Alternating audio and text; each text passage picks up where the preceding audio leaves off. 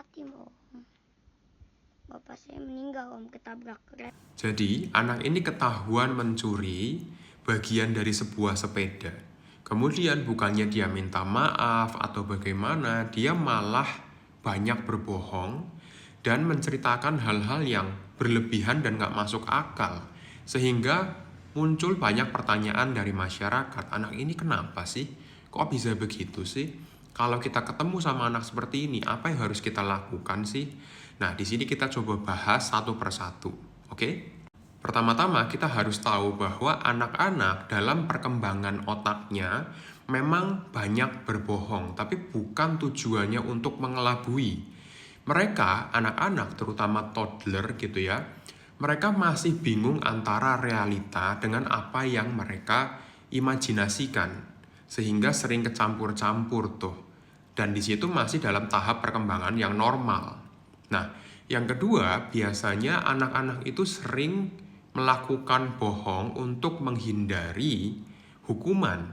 Sehingga di sini punya intention yang jelas, punya purpose yang jelas, kemudian secara frekuensi juga memang tidak terlalu sering, intensitasnya juga kecil gitu loh, nggak terlalu besar ya untuk skala kebohongannya gitu loh. Tapi kalau seperti anak yang tadi, kalau kalian nonton VT atau video lengkapnya, di sini frekuensinya itu sangat sering, bahkan dari satu conversation saja dengan orang yang melihat dia, yang nge-gap dia untuk mencuri, itu aja frekuensinya sudah bohongnya banyak banget dari satu interaksi aja.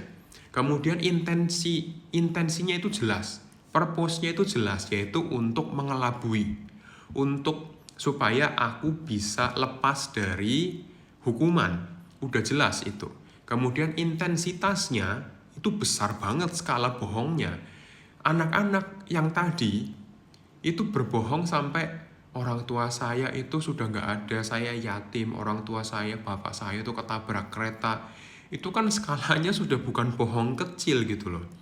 Kalau bohong kecil kan mungkin, tadi saya ngelihat ini, saya ngelihat itu, padahal nggak ada, kayak gitu, itu masih kecil. Kalau ini udah gede banget skalanya. Nah, berdasarkan fakta tersebut, maka kita bisa bilang bahwa anak ini mengalami pathological lying. Tapi itu bukan sebuah diagnosa ya, itu sebuah gejala.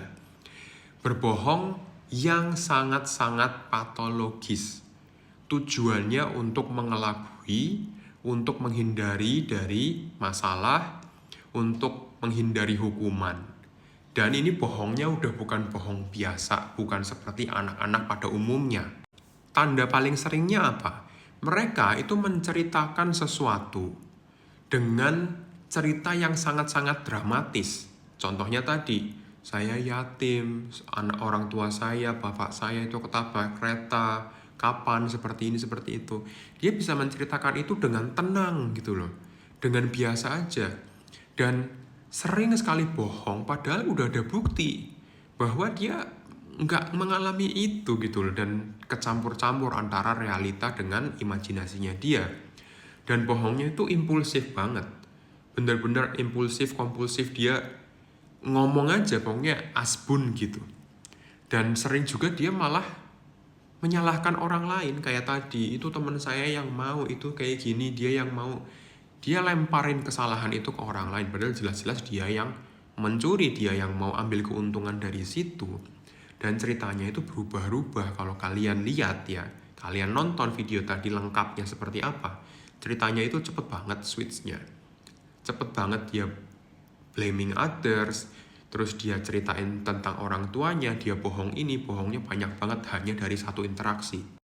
Nah, anak-anak yang punya pathological lying seperti ini banyak sekali dikaitkan dengan permasalahan psikologi anak. Misalnya, anak punya kecemasan, punya ketakutan dihukum, punya trauma atau lingkungan rumah yang nggak stabil, harga diri yang rendah, dia mencari perhatian, dia punya gangguan untuk learning, untuk mempelajari sesuatu, kemudian punya gangguan impuls, dia nggak bisa ngontrol gitu ya, gangguan sosial, atau secara perkembangan dia juga terganggu, itu juga bisa. Kemudian kalau sudah parah sekali, bisa juga anaknya memang punya ADHD, anaknya bisa mengembangkan yang namanya conduct disorder, memang dia sering sekali melanggar hukum. Kemudian ada oppositional defiant disorder, dia memang sudah terbiasa untuk melawan otoritas atau melawan orang yang lebih tua misalnya. Kadang juga anak yang punya autism itu juga bisa bohong yang berlebihan atau pathological seperti itu. Atau juga ada gangguan kepribadian yang mungkin nantinya akan muncul ketika anak ini dewasa, sehingga ini cukup berbahaya kalau dibiarkan. Kemudian pertanyaan selanjutnya adalah, kok bisa anak-anak mengembangkan permasalahan bohong yang sampai separah itu? Banyak faktornya sebetulnya. Yang pertama, kemungkinan orang tuanya itu sangat judgmental. Orang tuanya itu sangat kritis gitu ya, kritikal, sehingga apapun dikomentari, apapun jadi salah, apapun gimana. Sehingga anak kecil itu, ya karena anak kecil itu banyak yang cerdas juga, dia akan mencari alasan, mencari cara supaya aku nggak dihukum, supaya aku nggak dikritik, supaya aku nggak di judgment gitu, nggak dijudge. Sehingga cara satu-satunya yang paling gampang adalah dengan cara bohong. Jadi bisa lepas gitu loh dari hukuman-hukuman seperti itu. Kemudian orang tuanya juga sering pendisiplinannya itu inkonsisten. Sehingga anak kalau bohong sekali, orang tua nggak ngecek, nggak apa-apa. Tapi nanti dihukum, nanti nggak apa-apa, nanti dihukum. Akhirnya anak akan merasa, oh berarti dengan berbohong, aku bisa lolos dari hukuman. Kemudian secara emosional juga ada pembiaran, sehingga anak mungkin akan attention seeking dengan cara berbohong. Pengen ada attention, ada approval gitu ya, bahwa dengan berbohong dia bisa mendapatkan perhatian yang anak ini inginkan gitu. Kemudian bisa jadi dia melihat orang tuanya atau orang-orang dewasa yang berbohong itu mendapatkan banyak sekali keuntungan. Dan anak kecil ini akan menyerap, akan melihat, oh ayah saya itu sering bohong. Kok dengan bohong itu orang tua saya malah seneng gitu. Kadang kalau saya bohong, kadang juga ada anak yang susah punya regulasi emosi yang benar, orang tuanya nggak ngajarin. Kemudian anak yang sering punya rasa insecure sama orang tuanya, kondisi keluarganya itu kacau. Kemudian anak ini banyak mendapat keuntungan kalau bohong. Akhirnya faktor-faktor ini yang menyebabkan anak jadi sering berbohong. Anak sampai berbohongnya itu patologis.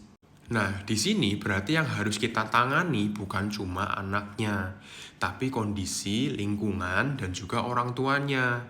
Di mana orang tuanya itu tidak boleh langsung memberikan hukuman yang keras banget kalau anak ini berbohong. Justru kita nggak boleh ngomong, kamu bohong. Mana kamu bohong, nggak boleh. Tapi kita bilang kayak gini, tadi ceritamu itu nggak nyambung loh.